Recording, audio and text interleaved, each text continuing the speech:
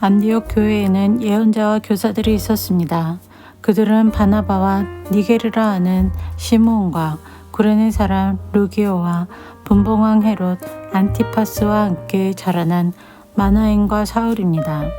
그들이 주님께 예배드리며 금식하고 있을 때에 성령께서 그들에게 말씀하셨습니다. 바나바와 사울을 따로 세워 내가 그들에게 맡긴 일을 하게 하여라. 그래서 그들은 금식과 기도를 마친 뒤에 바나바와 사울에게 손을 얹고 그들을 떠나보냈습니다. 바나바와 사울은 성령의 보내심을 받아 실루기아로 내려갔습니다.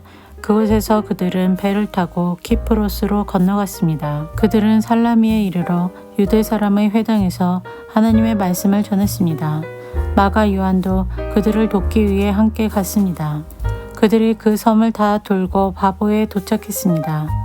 거기서 바예수라고 하는 유대인 마술사를 만나는데 그는 거짓 예언자였습니다. 바예수는 총독 서기오 바울 곁에 늘 붙어 있었습니다. 서기오 바울은 영리한 사람이었습니다. 그는 바나바와 사울을 불러 하나님의 말씀을 듣고 싶어 했습니다. 그런데 엘루마라고도 하는 그 마술사가 바나바와 사울의 일을 방해하며 총독이 예수님을 믿지 못하게 애를 썼습니다. 그러나 바울이라고도 부르는 사울이 성령이 충만하여 마술사를 노려보며 이렇게 말했습니다. 너 악마의 자식아, 너는 모든 정의의 원수다. 너는 악함 속임수와 죄악으로 가득 차 있다. 주님의 바른 길을 굳게 하는 것을 그치지 못하겠느냐.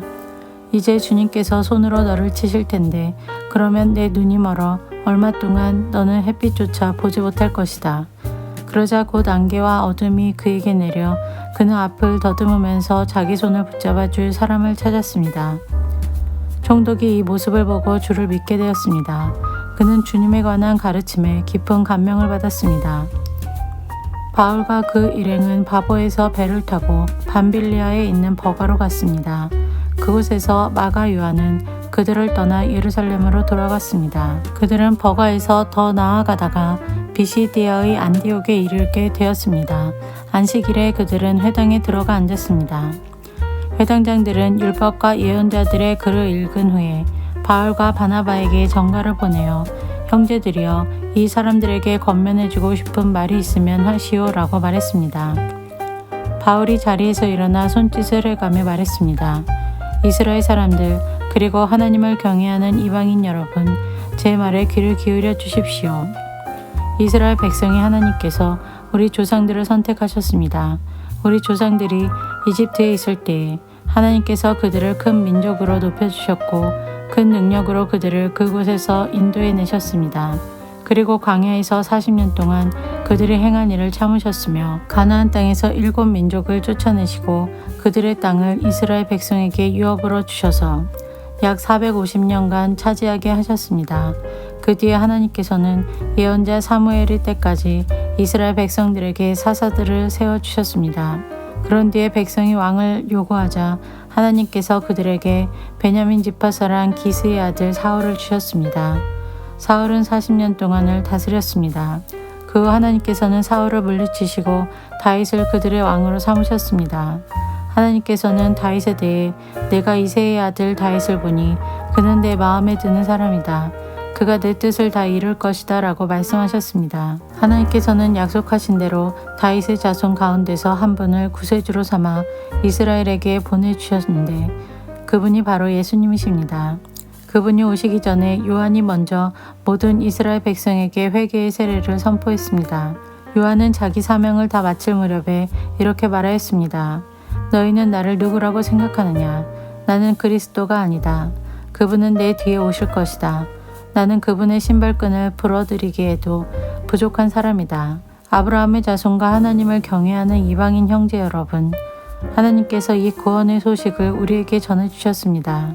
예루살렘에 사는 사람들과 그 지도자들은 예수님을 알지 못했으며 안식일마다 읽는 예언자들의 글을 깨닫지 못했습니다.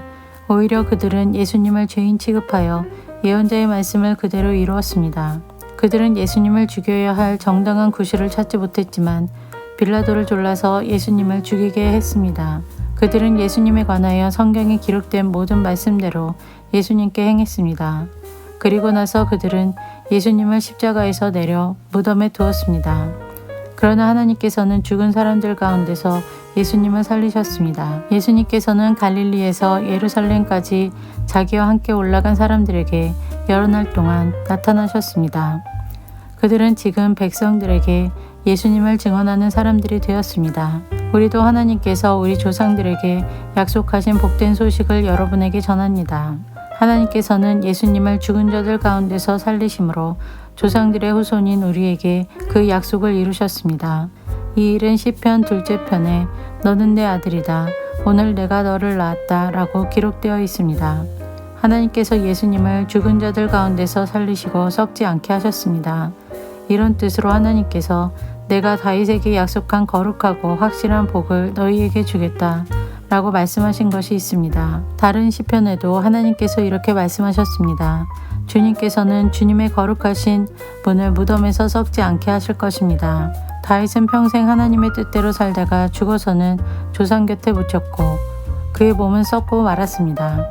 그러나 하나님께서 살리신 분은 썩지 않았습니다. 그러므로 형제 여러분, 여러분에게 알려드리고 싶은 것은 여러분에게는 예수님으로 말미암는 죄 용서의 복음이 전파되었다는 것입니다. 여러분이 모세의 율법으로는 의를 얻을 수 없지만 믿는 사람은 누구나 예수님을 통해서 의롭다함을 얻습니다.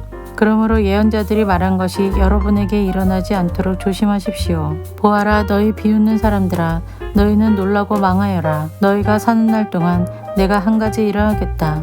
누군가 그 일을 너희에게 일러주어도 너희는 믿지 않을 것이다. 바울과 바나바가 회당에서 나갈 때에 사람들이 다음 안식일에도 이런 말씀을 더 해달라고 부탁했습니다.